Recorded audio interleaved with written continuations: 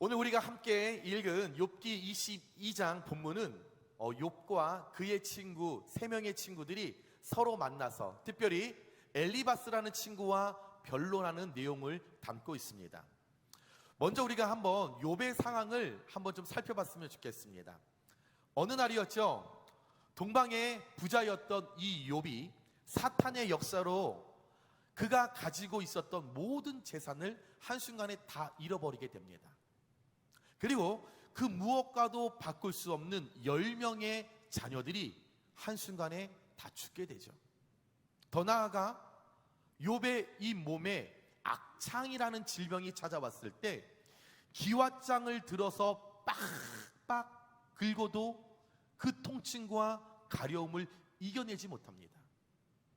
더 슬펐던 건 이런 가정의 어려움과 괴로움과 고통이 찾아왔을 때 이 모습을 보고 위로하고 격려하면서 여보 우리가 이 어려움을 잘 이겨냅시다. 여보, 하나님의 뜻이 있겠지요. 우리에게 선하신 하나님의 뜻이 있겠죠. 라면서 욥을 위로하고 격려하고 손을 붙잡아줘야 할 그의 아내가 오히려 반대로 그 욥을 향하여 손가락질을 하며 저주를 하죠. 네가 믿는 그 하나님 차라리 저주하고 죽여버려라. 오히려 악담을 하고 욥의 품을 떠나 다른 길로 갔다라는 겁니다. 사면초가죠. 어떻게 표현할 수 없는 이 고난도 이런 고난 바닥까지 다 내려가는 이 고난이 아마 없을 겁니다. 재산도 잃어버렸습니다. 자녀도 죽어버렸죠. 몸에 질병이 들었지요. 사랑했던 아내도 떠나버렸으니 무슨 삶의 이유가 있겠습니까? 살아도 무슨 희망이 있고 무슨 소망이 있겠어요? 이때 고난당하고 고통당하는 이 욥을 위로하기 위하여 세 명의 친구가 오늘 욥을 찾아옵니다. 그들은 욥을 찾아와서 위로한다라고 찾아왔지만 웬걸요, 시간이 지나면서 위로는커녕 오히려 고통당하고 고난당하는 이 욥을 정죄하기 시작합니다. 의인에 관한 논쟁으로 시작을 하면서 오히려 욥의 마음에 더 큰 상처를 주게 되죠. 욥에게 이렇게 얘기합니다. 야, 욥아, 너 하나님이 이유 없이 너한테 이런 재앙을 내렸겠어? 너 잘 생각해봐. 야, 너 혹시 우리 모르게 하나님 앞에 죄 지은 거 있는 거 아니야? 너 하나님한테 우리가 모르는 어떤 잘못을 저지른 거 아니야? 계속적으로 욥의 속을 팍팍 긁었다라는 거죠. 그러면서 위로와 격려는커녕 그 욥을 향하여 세 친구들이 회개해. 하나님 앞에 회개만이 살 길이야. 욥아, 너 회개해야 돼. 다그칩니다. 이 말을 들은 욥의 심정이 어떻겠습니까? 천불이 났겠죠. 속에 우라통이 터졌겠죠. 내 속도 모르면서 나를 가장 사랑하고 나랑 가장 친한 친구들이라는 그 작자들이 오히려 쓸데없는 말만, 내 속도 내 형평도 모르면서 엉뚱한 말만 하고 있으니 너무 속이 상했던 이 욥 세 친구들을 향하여 내가 결백하다, 나 하나님 앞에 죄 지은 것 없다라는 것을 그가 주장하기 시작합니다. 그러나 주장하면 주장할수록 친구들은 들은 척하지도 않아요. 아무리 설명을 해도 믿지 않아요. 저거 엉뚱한 소리만 하고 있네. 죄를 지어놓고 엉뚱한 소리만 하고 있네. 친구들이 오히려 더 욥을 정죄하기 시작하죠. 그러더니 오히려 욥의 마음에는 상처가 눈덩이 불어나듯 더 커져갔다라는 것입니다. 그랬을 때 오늘 본문에서 욥을 죄인으로 간주해서 일관된 논조로 비난하고 비판하고 공격했던 그 엘리바스가 비난과 공격의 논조를 바꾸어서 욥에게 회개하고 하나님과 화목할 것을 그에게 권면하고 제시를 합니다. 저와 여러분은 욥기를 너무나 잘 알고 너무나 잘 읽어서 우리는 욥기의 결론을 다 알고 있지요. 오늘 세 명의 친구들과 특별히 엘리바스가 오늘 욥에게 권면했던, 그를 향하여 지적했던, 정죄했던 이 모든 것이 다 틀리다라는 것을 우리는 알고 있습니다. 결론적으로 욥은 잘못이 없었죠. 욥기서 1장 8절에 하나님께서 욥을 평가하셨을 때 어떻게 평가했습니까? 함께 다 같이 읽어볼까요? 시작. 그와 같이 온전하고 정직하여 하나님을 경외하며 악에서 떠난 자는 세상에 없느니라. 하나님 보셨을 때 욥은 이런 사람이에요. 정직하다라고 합니다. 온전한 사람이라고 합니다. 하나님을 경외했던 사람이라는 거죠. 그래서 욥처럼 이 세상에 완벽하고 깨끗하고 정직하고 성실한 자가 없었다, 하나님께서 칭찬하시고 그를 사랑하셨다라는 거죠. 엘리바스와 오늘 두 명의 친구는 욥이 당하는 이 고난이 하나님께서 욥에게 허락하신 고난이라는 것을 모르는 거예요. 그들은 일반적인, 내가 판단했었을 때에 욥이 이렇게 저주받는 것, 고통당하는 것, 고난당하는 것, 욥이 하나님 앞에 뭔가 죄를 지었겠지, 뭔가 잘못을 했겠지. 그래서 그들이 가진 신앙과 내 시선에서 오늘 하나님 앞에 회개해야 한다라고 여러분 욥에게 조언하고 권면한 겁니다. 오늘 욥을 향한 이 엘리바스의 조언, 욥에게는 해당되는 이야기는 아니었습니다. 욥이 현재 처한 고난과 고통의 쓴뿌리와는 전혀 다른 별개의 문제였죠. 그러나 오늘 이 말씀은 우리 신앙인들에게, 저와 여러분들에게는 훌륭한 조언임은 틀림은 없습니다. 욥에게는 해당되지 않는 말씀이었지만 욥은 하나님 보셨을 때 정직하고 하나님을 경외하고 세상에 흠없는 자라고 칭찬을 받았지만 저와 여러분은 하나님께 그런 칭찬 못 받으셨잖아요. 저와 여러분은 아직까지 여전히 죄인이잖아요. 우리는 오늘 엘리바스가 이야기했던 것처럼 여전히 하나님 앞에 범죄하고 죄짓고 잘못한 일들이 너무나 많이 있잖아요. 그러기에 욥에게는 해당되지 않았던 오늘 이 말씀이 지극히 내 개인에게, 일반적으로 우리가 하나님 앞에 범죄하고 우리가 잘못하였을 때에 그로 인하여서 하나님의 책망과 그 어려움과 고통이 내게 임했을 때 어떻게 해야 할까? 욥에게 적용된 이 말씀이 아니라 오늘 엘리바스의 이 권면을 내게 한번 접목시키면서 내 신앙과 내 믿음과 내 삶에 한번 우리가 대입해 보면서 우리가 하나님 앞에 잘못하였을 때에, 우리가 죄를 지었을 때에 우리가 어떻게 할까? 그 문제의 해결의 열쇠, 오늘 21절에 너는 하나님과 화목하고 평안하라, 그리하며 복이 내게 임하리라. 아멘. 이 말씀을 여러분들 우리가 함께 나눌 때에 구체적으로 세 가지, 여러분 우리에게 주시는 하나님의 그 메시지를 통하여서 현재 저와 여러분이 가지고 있는 문제, 어려움, 고통, 눈물의 삶의 여정에 하나님께서 그 고난을 변하게 하여 역정되게 하시는 은혜와 축복을 우리에게 허락하여 주셔서 날마다 하나님의 말씀으로 자유함을 누리시는 저와 여러분을 되시길, 하나님의 화목과 평안을 누리고 유지하시는 저와 여러분을 되시길 주님의 이름으로 축원합니다. 첫 번째입니다. 우리가 하나님과 화목을 이루기 위해서는 하나님의 말씀을 마음에 두어야 한다라고 권면하고 있습니다. 22절의 말씀입니다. 청하건대 너는 하나님의 입에서 교훈을 받고 하나님의 말씀을 어디에 두라? 내 마음에 두라. 말씀을 내 마음에 두라라고 말씀하셨습니다. 여러분은 마음에 현재 무엇을 두고 살아가십니까? 여러분들의 마음에 1순위로 내 삶을 자리 잡고 있는 것이 무엇입니까? 자녀? 물질? 명예? 권력? 쾌락? 자존심? 무엇입니까? 제가 말씀을 준비하면서 내 마음에 뿌리 잡고 있는, 내가 크게 생각하는 것이 무엇인가 생각해 봤더니 저희 가정에 딸 아이가 하나 있는데 하나님께서 힘들게 주셨는데 그 아이가 자꾸만 제 마음에 커져가는 거예요. 그러고 싶지 않아서 날마다 하나님 앞에 기도하죠. 하나님, 이 아이가 제 우선순위의 1순위가 되지 않도록, 하나님 정말 내 삶에, 내 신앙에 하나님이 우선순위가 될 수 있도록 하나님 내 마음을 다듬어 주세요. 늘 기도하지만 흔들리는 거예요. 흔들리고 싶은 거예요. 너무나 힘들게 어렵게 낳은 아이이기에 더 마음이 더 커져가는 거죠. 연약한 부분을 계속적으로 발견하게 된다는 거죠.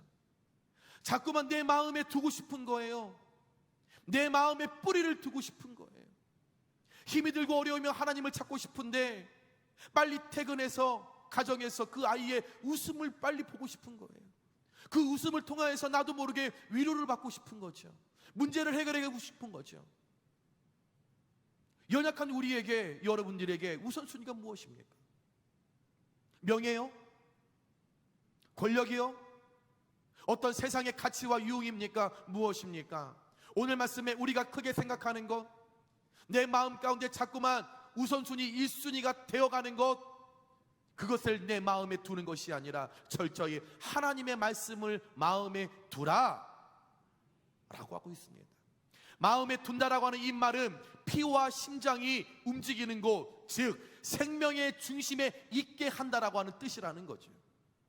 다시 말해서 하나님의 말씀을 내 중심에 되게, 하나님의 삶의 영역에 하나님의 말씀이 내 뿌리가 될 수 있도록 내가 날마다 하나님의 말씀을 가까이 내 안에 두라는 거죠. 즉 하나님의 말씀을 따라 생각하고, 하나님의 말씀을 따라 말하고, 하나님의 말씀을 따라 행동하고, 하나님 말씀을 따라 순종하라는 거죠. 그것이 하나님과의 화목하는 지름길인 줄 믿으시기 바랍니다. 하나님께서 구약시대의 이스라엘 백성들에게 가장 강조하셨던 말씀이 무엇이었을까? 신명기 6장 6절에 오늘 내가 명하는 이 말씀을 내 마음에 새기고, 오늘 내가 너희들에게 하는 모든 것들, 모든 이야기들을 한 귀로 듣고 한 귀로 흐르지 말고 늘 마음에 담아두라 말씀하십니다. 잠언서 3장 3절입니다. 인자와 진리가 내게서 떠나가게 하지 말고 그것을 내 목에 매며 날마다 고백하며 내 마음판에 새기라. 하나님의 말씀을 들었을 때에 그것을 마음에 두라는 거죠. 잠언서 7장 3절입니다. 이것을 내 손가락에 매며 시시때때로 말씀을 보라는 거죠. 그 말씀을 항상 우리가 묵상하라는 거죠. 이것을 내 마음판에 새기라. 날마다 말씀을 마음에 두라는 거죠. 왜 하나님께서 말씀을 마음에 두라고 하셨을까? 하나님의 말씀은 우리의 삶을 가리키는 나침판이요, 하나님의 말씀은 내가 나아가야 하는 길의 등불이요, 하나님의 말씀은 능력 있기에 나의 삶을 변화시키기 때문에 하나님의 말씀을 내 마음 가운데 두라는 거죠. 나침판이 방향을 잃어버리면, 등불이 빛을 잃어버리면, 능력이 소멸되고 능력이 상실되면 우리의 삶은 캄캄하고 우리는 공허하고 우리는 흑암에서 방황할 수밖에 없기 때문에 하나님의 말씀이 내 삶 속에 일하실 수 있도록, 하나님의 말씀이 내 삶을 지배하고 정복하도록 하나님 말씀을 내 마음에 둘 때에 우리는 날마다 하나님과의 화목의 은혜를, 우리가 누리는 은혜를 날마다 저희들이 경험하게 될 줄 믿습니다. 사랑하는 여러분, 날마다 하나님의 말씀을 사모하고 날마다 하나님의 말씀을 읽고 날마다 하나님의 말씀을 묵상하시는 여러분 되시길 주님의 이름으로 축복합니다. 그리고 그 말씀을 내 마음 깊은 곳에 두며 내가 그 말씀대로 한번 살아가겠노라 결단하고, 내가 한번 십계명을 지켜보겠노라 내가 함께 말씀을 내가 결단하는 그런 믿음이 우리 안에 있었을 때에, 우리가 그런 말씀으로 살아가기 위하여 고군분투하며 살아가겠노라고 하는 나라의 결단이 있었을 때에, 하나님께서 힘주시고 능력 주셨을 때에 우리는 말씀대로 살아내는 역사가 일어나게 될 줄 믿습니다. 여러분, 그것이 하나님과 화목을 이루는 방법이라는 거죠.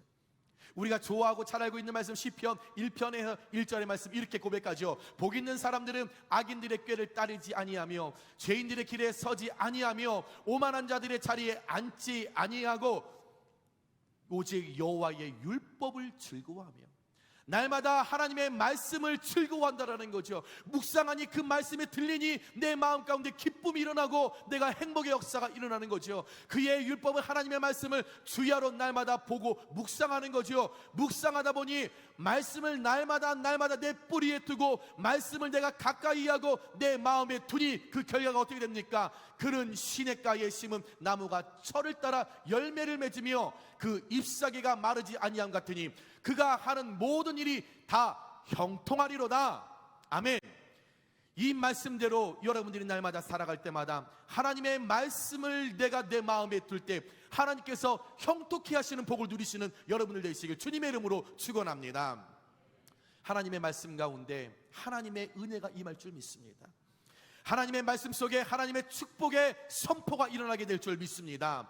하나님의 말씀 가운데 병든 자들 가운데 치유와 고침과 회복의 역사가 일어날 줄 믿습니다. 에스겔 골짜기의 마른 뼈들에게 하나님의 말씀이 임하였었을 때에 죽었던 마른 뼈들이 살아나는 역사가 일어났던 것처럼 말씀을 가까이 하고 말씀 앞에 나아가고 말씀을 마음에 날마다 두며 살아갈 때에 하나님께서 우리와 화목을 이루어 주셔서 우리에게 말씀 속의 복의 복을 우리에게 더하여 주실 줄 믿으면서 날마다 여러분들의 삶이 말씀을 날마다 내 속에 내 심령 가운데 둘 때에 말씀으로 일하시는 하나님을 경험하고 만나는 놀라운 역사가 일어나시게 주님의 이름으로 축원합니다. 두 번째입니다. 우리가 하나님과 화목을 이루기 위해서는 하나님께 돌아가야 된다는 거죠. 23절 말씀에 내가 만일 젖는 자에게로 돌아가면 내가 지음을 받을 것이며 또 내 장막에서 불의를 멀리하리라 말씀하고 있습니다. 하나님과의 관계를 화목하기 위하여 두 번째 비결은 여러분 날마다 하나님께로 돌이키는 거예요. 이것은 자신의 잘못과 죄를 깨닫고 회개하는 구체적인 행위를 말씀하고 있죠. 하나님은 죄를 미워하십니다. 왜요? 당신 스스로가 거룩한 분이기 때문에. 하나님은 성실하신 분이시기 때문에 하나님은 더러운 것을 함께하지 못하는 거죠. 여러분, 더러운 것 그릇에 맛있고 깨끗한 음식을 담을 수 없듯이 예쁘고 아름답고 깨끗한 그릇에 먼지가 붙고 사람이 먹을 수 없는 음식을 담을 수 없듯이 여러분, 더러워진 우리의 심령에 하늘로부터 임하는 성결의 영, 정직의 영, 여러분 이것을 담을 수 없다라는 것입니다. 내 마음 가운데 시기와 질투와 미움과 다툼이 있는데 늘 바라보며 악한 것만 생각하는데 늘 더러운 것만 바라보는데 세상의 가치와 유혹에 어떤 세상의 유혹에 내가 자꾸 따라 살아가는데 그 마음 같대 하나님께서 위로부터 부어주시는 하나님의 깨끗한 정결의 영, 정직의 영을 부어주신다라고 한들 여러분 그 마음 가운데 그가 뿌리를 잡을 수 있겠습니까? 융합되지 못한다라는 거지요. 하나가 될 수 없다라는 겁니다. 그러므로 우리는 날마다 우리의 마음을 정결케 하기 위하여 성실하기 위하여 내 삶 속에 불의함을 버리기 위하여 날마다 하나님께 돌아가는 내가 잘못된 길로 갔었을 때에 말씀을 통하여 깨닫게 하시면 아유 뭐 그냥 여기가 더 좋은데 뭐 세상이 좋은데 뭐 그냥 가지 뭐 이것이 아니라 깨달았을 때 그 자리에서 후진할 수 있는 돌아설 수 있는 돌이킬 수 있는 은혜와 그런 담대함과 결단이 저와 여러분께 있기를 주님의 이름으로 축복합니다. 우리가 잘 아는 탕자가 있었습니다. 아버지의 유산을 미리 받아서 이제 타국으로 떠날 때 그 마음 가운데 정말 기쁨이 있었어요. 내가 지긋지긋하게 이제 아버지의 그늘을 벗어나게 됐다. 아유 그냥 눈만 뜨면 잔소리했던 그 아버지를 내가 벗어나게 됐다. 이제 뭐 유산도 드득하게 받았으니 뭐 이제 이 돈 내가 마음껏 쓰면서 한번 살아봐야지. 얼마나 좋을까. 아유 아버지 밑에서 맨날 잔소리하고 땀 흘리고 내가 힘들게 살았는데 이제 뭐 이 돈도 있으니 편하게 살아보자. 아버지 곁을 떠나게 되죠. 그가 받은 유산이 굉장히 많았다는 소문이 전국에 퍼지게 됩니다. 그랬더니 탕자 주변에 그 돈 냄새를 맡고 친구들이 몰려들기 시작하죠. 누구나 할 것 없이 탕자를 향하여 탕자야 네가 최고야. 너 너무 멋있어. 아첨하고 아부하죠. 왜? 돈 냄새를 맡았기 때문에. 누가 나를 이렇게 높여주고 세워주니 좋더라고요. 늘 아버지 그늘 밑에서 땀 흘리고 수고하고 그렇게 살아갔는데 빈말인지는 알지만 최고 이 말이 너무나 기분이 좋더라고요. 진짜인 줄 알았습니다. 빈말인 줄 알았었는데 어느 순간 그것이 진짜라고 착하게 되죠. 그러다 보니 이제 시간이 지나면서 아버지로 받았던 유산을 다 써버리게 됩니다. 이제 돼지가 먹는 쥐염 열매를 먹을 정도로 거지가 되었죠. 다 잃어버렸죠. 아버지의 품을 떠나서 아버지의 시선에서 머물어서 이제 속편하게 살 줄 알았고 승승장구할 것 같았고 아버지의 그늘을 떠나며 더 잘 될 것 같았지만 아버지의 유산을 요구한 그 순간부터 탕자는 실패가 시작되었다라는 거죠. 그러나 자신의 잘못을 깨닫고 내가 잘못했다라는 것을 뼈저리게 깨닫고 이제 집으로 돌아갔을 때 세상을 향하여 잘 걸어가다가 다 잃고 없어져서 그제서야 나의 잘못을 깨닫고 돌이켜서 다시 아버지 품으로 올 때에 그 아버지께서는 탕자야, 너 왜 그렇게 살았느냐 묻지 않으셨죠. 책망하지 않으셨어요. 너 탕자 내가 준 돈 다 쓰고 왔지? 질책하지 않으셨다라는 겁니다. 그 하나님, 그 아버지 화목을 이루어 주시기 위하여 그 탕자가 왔을 때 말없이 그를 꽉 껴안아 주시며 누더기 같은 옷을 새 옷으로 입혀 다 떨어진 신발 새 신으로 바꿔주고 새 반지를 손가락에 끼워주면서 그에게 입 맞추고 얘들아 음식을 내오거라, 내 아들이 돌아왔다. 잔치를 열어주었습니다. 여러분, 돌아가면 됩니다. 내가 죄를 지었을 때, 잘못했을 때 하나님을 두려워하는 것이 아니라 나와 화목을 이루기 원하시는 그 하나님 앞에 내가 돌이키면 된다라는 거지요. 내가 너무 멀리 갔다라고 생각하지 말고 그 순간에 내가 너무 멀리 왔나 그 생각하는 그 순간에 돌이켜서 하나님께 돌아가면 여러분 살아나는 역사가 일어나게 되는 줄 믿으시기 바랍니다. 사랑하는 여러분, 꼭 기억하시기 바랍니다. 어떤 이유에서든지 하나님을 떠나는 것은 실패의 시작입니다. 어떤 순간이든 하나님을 멀리하는 것은 불행의 시작입니다. 하나님을 떠나 내 마음대로 살아갈 때 처음에는 모든 것이 잘 될 것 같았지만, 승승장구할 것 같았지만, 이 세상에서 내가 성공할 것 같았지만, 그러나 하나님의 품을 떠나 하나님의 시선에서 벗어나 탕자로 살아가면 그날부터 내 심령이 메마르기 시작합니다. 내 마음 가운데 알지 못했던 갈급함이 시작됩니다. 그러나 잘못을 깨닫고 돌이켜 회개하고 하나님께 돌아오면 하나님은 언제나 화목을 이루어 주시는 분임을 여러분들 기억하시면서 날마다 죄와 잘못이 일어날 때에 늘 하나님께 먼저 돌이켜 하나님께 돌아올 때에 우리를 맞아주시고 우리에게 은혜 주시고 우리에게 죄사함을 허락하시는 하나님과 날마다 동행의 은혜를 누리시는 저와 여러분들 되시길 주님의 이름으로 축원합니다. 마지막으로 세 번째입니다. 우리가 하나님과 화목을 이루기 위해서는 하나님만을 의지해야 합니다. 오늘 말씀 24절에서 25절에 이렇게 고백했지요. 내 보화를 티끌로 여기고 오빌의 금을 계곡의 돌로 여기라. 그리하면 젖는 자가 내 보화가 되시며 내게 고귀한 은이 되시리니. 아멘. 우리가 이 땅 가운데 의식주를 해결하기 위하여 여러분 돈이 필요한 것은 사실입니다. 돈이 나쁘다라는 것 아니에요. 돈을 좋아한다라는 것, 필요하다라는 것, 나쁘다라고 하는 이야기가 아닙니다. 그러나 이 물질이 정도 이상의 욕심을 부리면 그 욕심 때문에 이 물질과 돈이 죄로 이어져서 죄를 범하게 되고 그 죄로 말미암아 하나님과 불화를 일으켜 하나님과의 화목이 아닌 깨짐의 역사를 가져오게 된다는 거죠.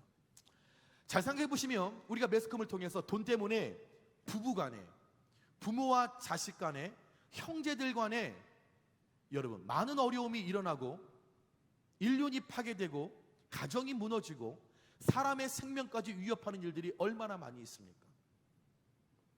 부모님이 돌아가셔서 장례 후에 부모님이 가신 그 재산 때문에 형제들이 서로 치고받고 찔러 죽이는 일들이 일어나고 있잖아요.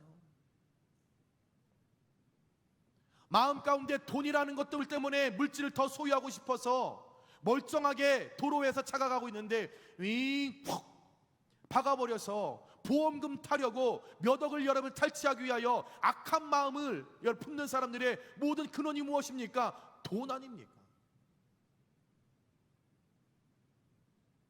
우리 마음 가운데 이 돈과 물질이라는 것이 얼마나 우리의 삶을 파괴 만들고 얼마나 어렵게 만들고 얼마나 두렵게 하는 일들이 많이 있습니까? 그래서 믿음의 바울이 그의 믿음의 아들 디모데에게 그런 이야기를 했지요. 디모데전서 6장 10절에 돈을 사랑함이 일만하게 뿌리가 되나니 이것을 탐내는 자들은 미혹을 받아 믿음에서 떠나 많은 근심으로써 자기를 찔렀도다. 이 물질이라는 것이, 돈이라는 것이 미혹한다라는 거죠. 사람의 마음을 흔들리게 한다라는 겁니다. 사람의 마음을 빼앗게 한다라는 거죠. 그러다 보니 그 물질 때문에 하나님을 향한 우리의 믿음이 떠난다는 거죠. 하나님보다 물질을 더 내가 사랑하게 된다는 거죠. 그 돈, 날마다 입만 열면 그놈의 돈. 늘 돈 벌기 위하여서 내 에너지와 내 수고를 하나님보다도 더 귀하게 여기며 거기에 투자하고 있다는 거죠. 예수님도 말씀하셨지요. 마태복음 6장 24절에 한 사람이 두 처인을 섬기지 못할 것이니 혹 이를 미워하고 저를 사랑하거나 혹 이를 중히 여기고 저를 감히 여기리나 너희가 하나님과 재물을 겸하여 섬기지 못하니라. 돈과 물질과 하나님을 섬기지 못한다라고 합니다. 왜요? 이 돈이 하나님을 향한 나의 믿음을 미혹하여 무너뜨릴 수 있기 때문에. 그래서 오늘 성경에서 보화를 티끌로 여기고 오빌의 금을 여러분 돌의 계곡에 여러분 돌로 여기라고 여러분 우리에게 권면하고 있습니다. 성경 가운데 여러분 이 돈 때문에 망한 사람이 있지 않습니까? 우리가 잘 알고 있는 아나니아와 삽비라는 부부가 있었죠. 이들이 자신의 땅을 팔아놓고 그 소유를 손에 넣고서 하나님 앞에 드렸어야 했는데 베드로가 그것을 지적합니다. 그랬을 때 아니요, 없는데요, 모르겠는데요, 못 드리겠는데요. 미혹이 돼서, 물질의 미혹이 돼서 그들이 거짓말을 했을 때에 여러분 그 두 부부가 하나님의 저주를 받아 즉시 그 자리에서 죽임을 당했습니다. 소돔과 고모라가 멸망할 때에 롯의 처가 뒤를 돌아보다가 소금 기둥이 되는 저주를 받게 되었지요. 여러분 롯의 처가 왜 하나님께서 뒤를 돌아보지 말라고 했는데도 불구하고 여전히 지금 전쟁과 고난과 소돔과 고모라가 무너지는 그 상황 가운데서 내 생명의 위협이 받는 그 순간에도 하나님께서 그의 영혼을 살리기 위하여 뒤를 돌아보지 말아라 라고 분명히 말씀했는데도 불구하고 이 롯의 처가 왜 뒤를 돌아보았습니까? 돌아본 롯의 처의 시선에 머물구는 곳에 내가 평생 동안 일구어놨던 땅이 있었어요. 내가 평생 동안 모아놨던 물질이 거기에 다 있었다라는 겁니다. 내가 영적으로 죽어가는데도 불구하고 내 생명이 죽어가는데도 불구하고 그놈의 돈 때문에, 그놈의 땅 때문에 롯의 처는 뒤를 돌아보았을 때 하나님의 저주를 통하여 그런 소금 기둥이 되었죠. 저와 여러분은 하나님의 나라를 바라보면서 순례자의 길을 걸어가는 그리스도인입니다. 그럼에도 불구하고 여전히 우리는 연약한 존재이기에 여전히 우리의 관심은 세상과 물질과 보화와 금에서 떠나지 못하고 있는 것이죠. 사랑하는 여러분, 돈과 재물은 욕심을 부린다고 얻어지는 것이 아니라 하나님께서 주셔야 소유할 수 있는 것입니다. 여러분 물질이요, 돈이요, 내가 벌고 싶다고 해서 버는 것 아닙니다. 여러분 이 세상에 사업하는 사람들 가운데, 돈 많이 사는 사람 가운데 여러분 내가 돈을 벌겠다고 해서 돈을 쫓아가는 사람, 돈 버는 사람 아무도 없습니다. 돈 버는 사람, 경제적으로 풍성해진 특징이 무엇입니까? 주변에서 이 사람을 바라보고 돈을 가져와서 투자하는 거죠. 내가 당신과 일하고 싶습니다. 나와 손을 붙잡죠. 이런 사람, 내가 돈을 따라가는 것이 아니라 돈이 나를 따라올 수 있도록 내가 나를 거룩하게 만들고 내가 하나님의 사람으로 서 있다라면 하나님 주시는 지혜와 능력과 명철함을 통하여서 많은 사람들이 내게 투자하고 내게 함께 동역하자라고 여러분들 할 때에 여러분 내가 물질의 축복과 하나님 내가 돈을 벌 수 있는 여러분 그 은혜와 원리를 우리가 기억하고 여러분 물질을 따라가는 것이 아니라 물질이 내게 다가올 수 있도록, 물질이 내게 따라올 수 있도록 여러분 나를 하나님의 사람으로 여러분 축복받는 형통의 길로 나아가는 사람으로 나를 만들어가는 저와 여러분을 되시길 주님의 이름으로 축복합니다. 여러분에게 소중하게 여기는 보화와 여러분 금이 있습니까? 이 시간 전능자 되시는 하나님 앞에 철저히 내려놓으시기 바랍니다.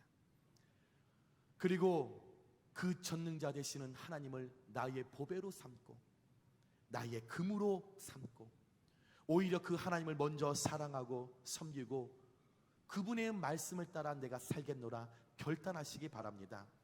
그러면 하나님께서 진정한 나의 보화 되시고 진정한 나의 금이 되시고 하나님께서 은으로서 나에게 나의 삶의 가장 좋으신 곳으로 빛나게 해주실 그 하나님을 우리가 기대하시면서 하늘의 보화와 이 땅 가운데 우리의 그 나라 들어갔었을 때 하나님께서 내게 예비하신 그 상급을 여러분 내가 받기 위하여 비교할 수 없는 세상의 보화와 여러분 오빌의 금을 돌이나 쥐뿌라기처럼 여길 수 있는 영적 분별함과 흔들리지 않는 믿음을 통하여서 물질과 돈에 지배받는 것이 아니라 내가 물질을 지배하고 내가 돈을 여러분 다스리고 정복할 수 있는 하나님의 사람들이 되시길 주님의 이름으로 축원합니다. 말씀을 정리합니다. 사랑하는 여러분, 하나님과 화목하고 평안을 내가 유지할 때 하나님께서 주시는 축복이 있습니다. 그 축복은요, 하나님께서 우리를 더욱더 흥하게 하시고 전능하신 하나님께서 진정으로 나의 삶의 보배가 되어 주십니다. 그리고 내가 무엇을 하든지 무엇을 경영하든지 우리의 삶의 여정에 하나님께서 성령의 빛을 비추어 주셔서 날마다 잘 되는 역사, 형통케 하는 역사, 내가 하려 하지 말고 나의 사업과 나의 물질과 나의 삶을 하나님 손에 온전히 올려드릴 때에 하나님이 내 기도의 제목과 내 처지와 내 상황과 환경을 아시고 그것을 붙잡으시고 하나님 편에서 복의 복을 더하시며 날마다 우리의 삶과 환경과 사업과 물질 가운데 화목과 평안을 유지